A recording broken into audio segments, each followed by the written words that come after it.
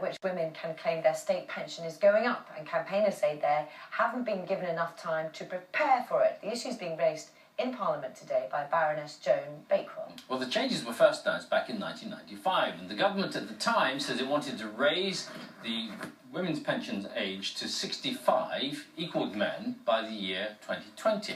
In 2011, the coalition altered that. It said it would bring in the change by 2018. Well, 500,000 women are estimated to be affected by that. Campaigners say some of them will have their pension age pushed back by up to 6 years.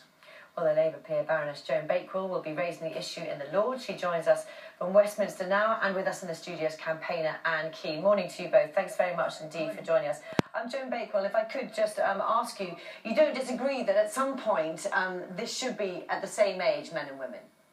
Absolutely no question that there should be equal retirement age, but the transitional process of getting there has been a complete mess.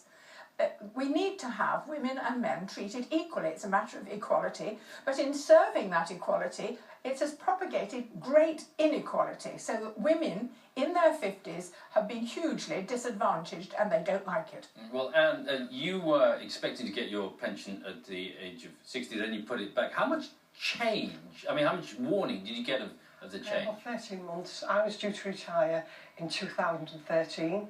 I received a letter from the DWP, the very first notification I've ever received about my state pension age, in May 2012. And it was just such a shock because I'd planned and expected to receive my pension when I was 60. Nobody told me otherwise. Yeah, so that makes a big difference to the way you plan your life financially, and to a lot of people, the way they can live. Exactly. Well, there's no peace of mind now from in terms of financial security. As I say, it's been drummed into us all of our working lives. I started work when I was 15, so for 40 odd years I've planned to retire at 60, bearing in mind I was going to receive my state pension, but that was snatched away from under my feet like 500,000 other women out there. So there's no financial security at all for women.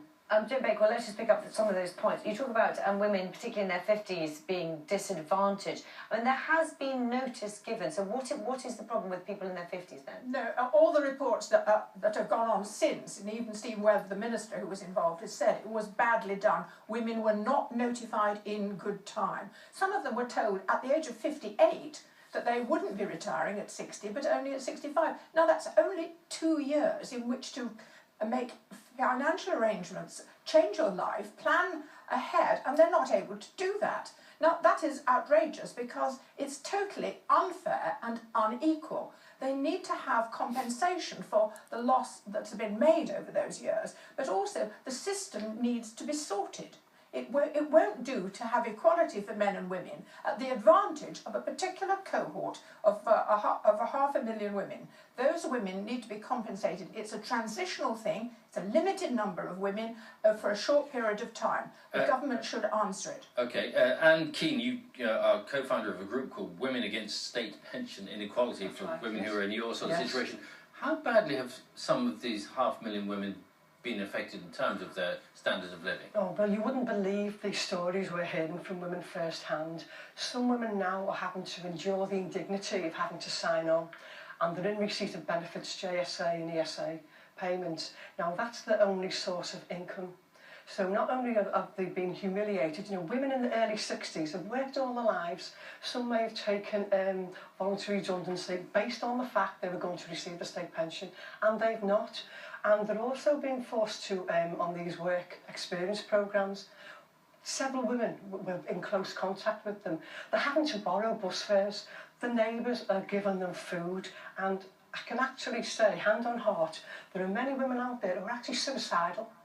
And the despair, the devastation and distress the changes have caused are unbelievable. Baroness Bakewell was talking about compensation for these women. What sort of compensation payment do you think would be fair? Well, basically, we're at the WASPI are asking for fair transitional arrangements for women born on or after the 6th of April 1951.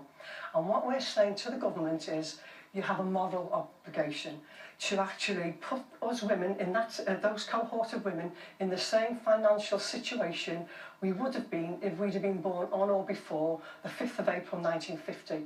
It's our entitlement. We're not asking for a handout, we're asking for what is rightfully ours. I'm Dame Jo Bakewell, and I'm sure you're aware the Department of Work and Pensions saying that those affected and the women that you're talking about will reach state pension age after the introduction of the new state pension, which will be more generous for many women and other groups who've historically done poorly. So does that not, in some ways, ameliorate the situation?